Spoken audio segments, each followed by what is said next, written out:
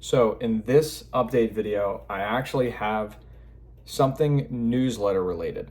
And for those of you who don't know, I had a newsletter before I did shorts. I did shorts about like 5 months ago.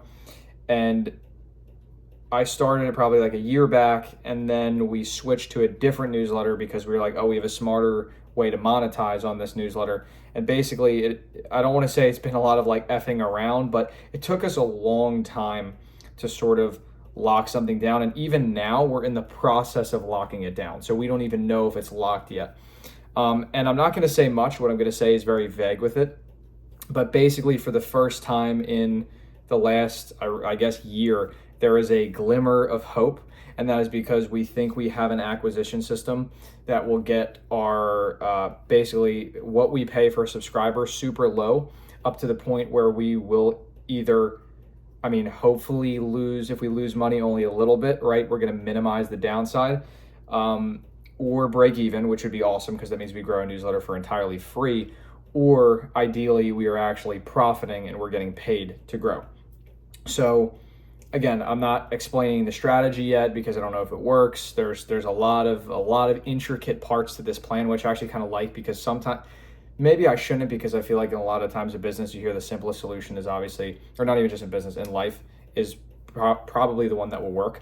But in this case, I like that there's a bit of complexity because it makes it at least seem like, okay, like we've almost earned it in a sense if it goes well. So again, we ran a lot of speculative math. So will it work out better? Will it work out worse? I have no idea. All I'm telling you is we are about to make a decently sized investment. So for those of you who, it depends on if you're watching on Twitter, watching on YouTube, I invested $5,000 into YouTube coaching. That was a bit of money, right? Like, that was a bit of dough. Basically, we're putting a lot of money into this thing as well. So maybe this is why people say don't run two things at once. I mean, it makes perfect sense, right? Like, I'm splitting attention here, I'm splitting money here, I'm splitting attention here, I'm splitting money here. But this is something that in the moment I do believe is the correct choice.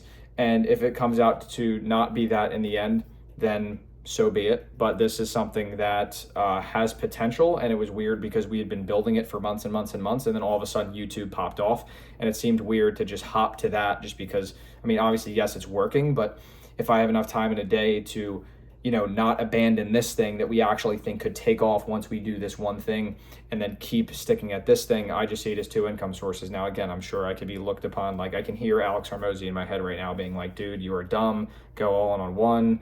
I'm sure a lot of people say that, but we're just gonna have to see how this plays out. You are watching a complete fool. But maybe that's the entertaining part, right? Is that I'm going to try to build two things, and maybe in 1 year I'm like, oh, I never would do that again, or this or that, or maybe one overtakes the other and I go all in on that. But that is basically the premise of this idea. I basically my brother and I, who is my business partner, we're going to be investing a bit of money into something that we think will make this newsletter like have extremely rapid growth, and hopefully profitably, because we think the newsletter is extremely well made, well designed. It's needed. It's something that people continuously open, and we think we have the target audience. We think we have the ways to profit off day one. We think with the lifetime value, we think we can close a sponsor maybe, whether that's a cost per click, which shouldn't be as hard, or someone we say, hey, it's just this much flat rate. We've talked to people who have closed a year's worth of sponsorships and made a ton of money, like a ton of money, because they booked them in for 1 year, and that's not even every single day, right? They're a daily newsletter, so you can sell 30 grand worth of real estate for a once a week spot for a year, and then keep doing that for advertisers. Again, easier said than done. But a lot has happened since we joined this space, because we came in just basically thinking, hey, we can just get sponsors. Like, we could just grow a newsletter and get sponsors. And when you're spending money, that doesn't really work. Like, that whole let's just pray that we spend 10K and then close someone for 10K, it doesn't really work. So we've had to adapt. We've had to become a lot smarter, and honestly, the way we're planning to do it isn't anything mind-boggling. It's just a few things on the front end and then a few things on the back end, mixed with our experience so far. The newsletter's adapted, the way it's looked.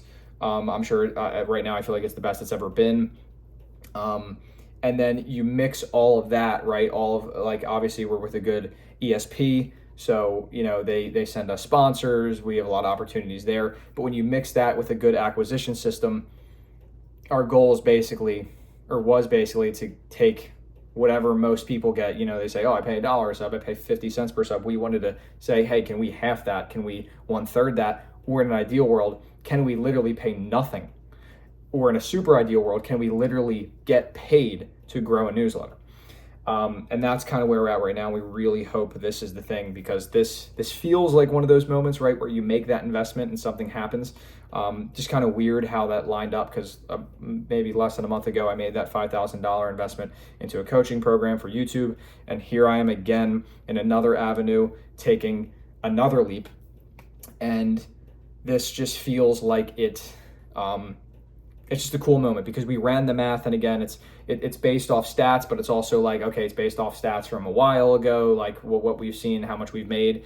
So there's a lot of speculative math in it, but from the math we've done, we do believe we are going to be profitable, which means, how many people can say that they are profitable growing a newsletter? Because if you are, it's insane, because now it's like, now you're actually growing the news. Like, some people are willing to lose money to grow a newsletter because they know it'll pay back. Some people are willing to break even, obviously, because it's just like, it keeps balancing out. But if you're a profitable business that is growing, and every time you grow, you're profiting, it is the ultimate compounding effect, really.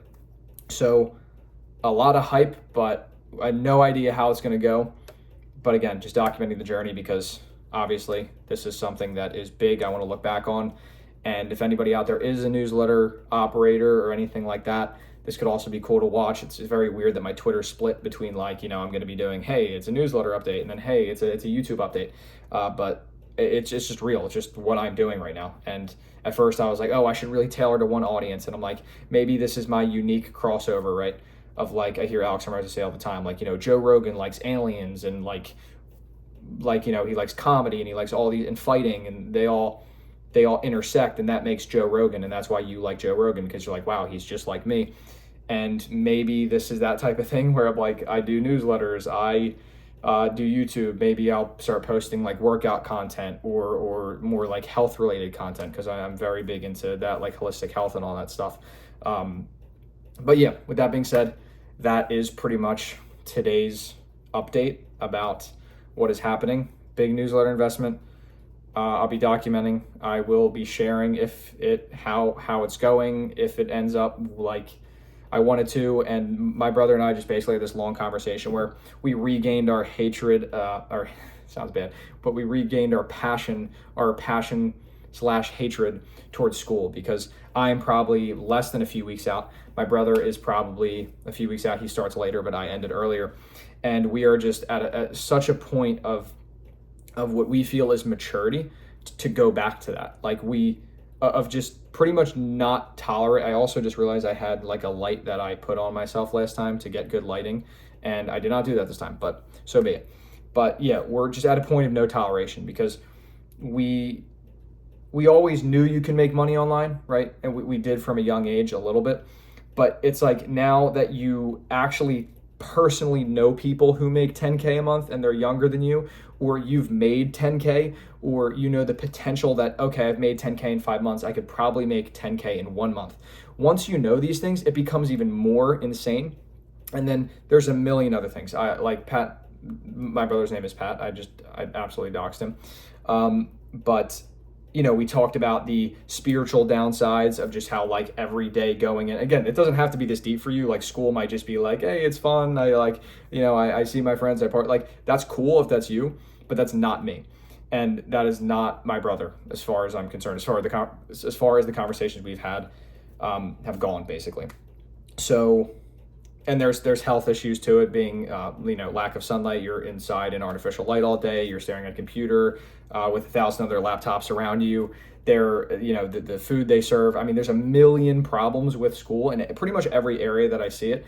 But we were kind of talking about all of them, and just talking about how it's going to be insane to go back, because we feel like we've grown so much. And like, going back to school, I don't know if it's the same for anybody watching this, but it feels like all the growth right there. You're hit with like almost who you were. Everybody meets you back there. Like Hormozi talks about this, like family, whoever it is, friends, they meet you back with where you were and they don't know the growth you've been through. And you can't expect them to, right? Because you haven't told them and they're not aware of it. But it's just a pain in the ass, right? Because you meet these people and like they might not I don't want to say be at your level, but it's just like the truth. Like I want to be around people who are elevating me. And I don't mean that like a transactional, like, oh, I'll only be friends if you're making 20K a month. But like, I genuinely do want to surround myself with people who do that. I'm not saying I would ignore people who didn't make 20K a month. Of course not. But you get my point. I'm intentional with a circle. I'm like, school to me is like you go in and it's like you're surrounded by these people and you didn't choose that. And sometimes that's great, right? Because it's something seems like it's meant to be, or like you're like, oh, I wouldn't have been friends with that person if. But in this scenario, I'm starting to get more intentional with who I surround myself with and who I talk to. And so that's a whole entire rant on school. Just like I literally have probably weeks before I go back, and I don't know how I'm going to handle it, because every waking moment of my day is going to be health related, like thinking about working out, thinking about eating good foods, thinking about doing work when I get home. And it's all going to be like, everything is like, it's a side project. It's just like, I will be doing things that are making me money, but I will be going to school, which will be taking away my time and taking away my money.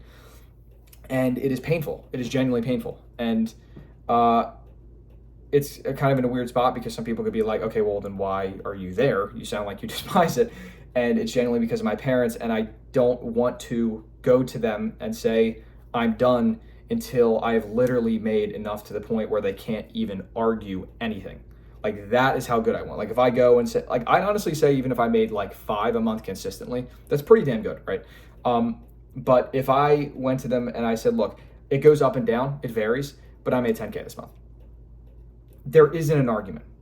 Like, the only argument is like, what if it shoots down next month? But like, I would make damn sure that would not happen, whether it be the shorts or the newsletter. So there's a lot to be excited about. I could rant about this forever. Hopefully this video helped you out. Hopefully, some of you guys can relate out there. If you're, a young person in school, I've tried to tell myself over and over that, school can be fun, or school can be, it's not me. It's just not who I am.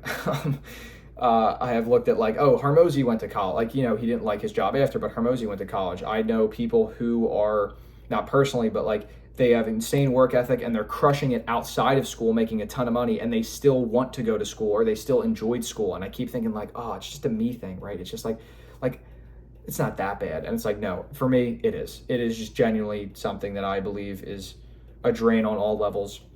So I'm getting a little too far into this. So hopefully you enjoyed, hopefully this helped you out and inspired you a little bit, because that's the idea of these videos, to document for myself, but also to inspire you guys along the way, so you can look back and one day, hopefully when I've made, $100 million-ish, you can be like, wow, that guy actually did it and he has receipts. So that's the idea. So thank you for listening. I'll catch you in the next one. Peace.